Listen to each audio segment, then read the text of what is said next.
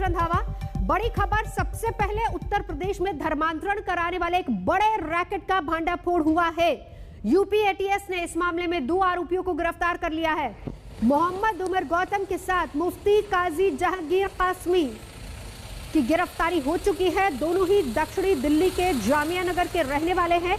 आरोप यह है कि इस रैकेट ने करीब 1000 से ज्यादा लोगों का धर्म परिवर्तन करवाया है। इनमें मूक बधिर, महिलाएं और मुसीबत के मारे लोग शामिल हैं। पैसे का लालच दिया गया, नौकरी का लालच दिया गया, शादी का लालच दिया गया। नोएडा में मूक बधिर सेंटर से 18 बच्चों का भी धर्म परिवर्तन हुआ है और इस मामले में लखनऊ में एफआईआर दर्ज हो चुकी है। पुलिस के मुताबिक ये गिरोह पिछले 1 साल में 200 से 300 लोगों का धर्म बदलवा चुका है। यूपी एटीएस ने बड़े पैमाने पर धर्म परिवर्तन कराने वालों को गिरफ्तार किया है। हमारे साथ बात करने के लिए ADG law and order Prashant ji हैं। सर, किस तरीके से धर्मांतरण कराया जा रहा था? क्या इसमें कोई आईएसआई कनेक्शन भी अभी तक सामने आया है? एक बड़ा गैंग है जो कि एक सेंटर रन करता है, इस्लामिक दावा सेंटर, और वहाँ के लोग बहुत सुनियोजित ढंग से ऐसे vulnerable section of the society, जो कमज़ोर वर्ग है, मूक एंड बधिर बच्चे हैं, महिलाएं हैं, इन सभी को विभिन्न तरह के प्रलोभन देकर और उनको अपने धर्म के प्रति गलत चीज़ें बताकर और इस्लाम धर्म की अच्छाइयाँ बताकर उनको कन्वर्ट कराते हैं।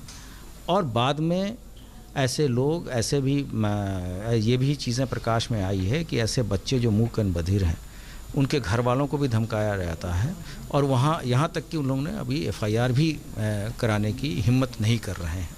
कुछ बच्चे तो उनके दूसरी जगह भी ले जाए गए हैं जिसका उनको पता नहीं है। और इस संबंध में कानपुर में मुकदमे भी दर्ज हैं।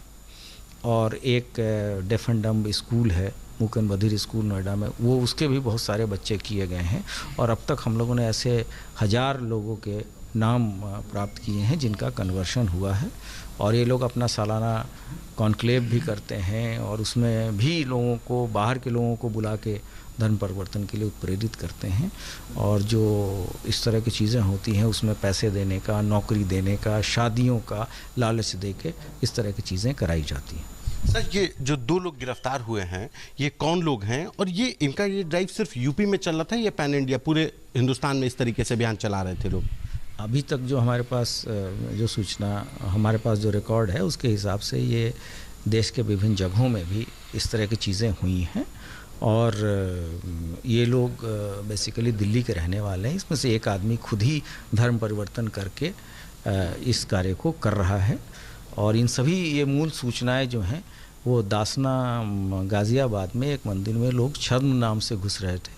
उनके गिरफ्तारी के बाद से धीरे धीरे चीज़ें डेवलप हुई और ये गाज़ियाबाद दासना की घटना 2 जून की है। हम लोगों ने इस चीज़ को डेवलप किया और जो उमर गौतम को बीच में 2-3 बार हम लोगों ने पूछताछ के लिए भी बुलाया था और जब आवश्यक हुआ तब इनकी गिरफ्तारी कर की। इसमें कोई आईएसआई कनेक्शन, फॉरेन फंडिंग?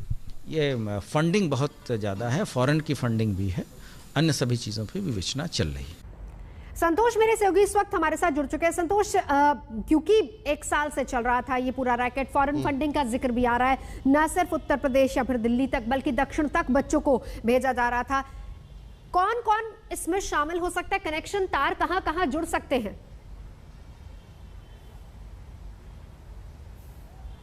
देखिए, इसमें कनेक्शन न सिर्फ दिल्ली और यूपी तक हैं, इसके साउथ के जितने भी स्टेट्स हैं।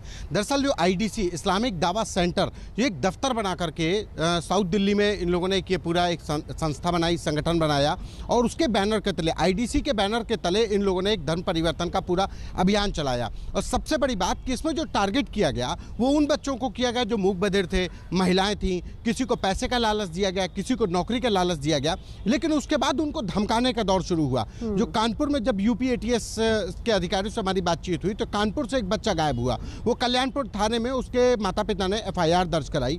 लेकिन जब उनको पता चला कि उनके बेटे का जबरन धर्म परिवर्तन करा दिया गया, तो इन लोगों ने बाकायदा उनके परिवार को धमकाया। ये एक बड़ी बात है कि अगर कोई धर्म परिवर्तन करा लिया जाता, उसके बाद ये धमकाते भी हैं कि अगर कहीं शिकायत की तो अंजाम बुरा होगा। ये एक बड़ी बात है। दूसरी तरफ फॉरेन फंडिंग की बात की जा रही है। दरअसल बीते कुछ सालों से आईएसआई ने जो उत्तर प्रदेश में, खास करके जो नेपाल से जो फंडिंग का जो रूट था उसको चेंज कर दिया है।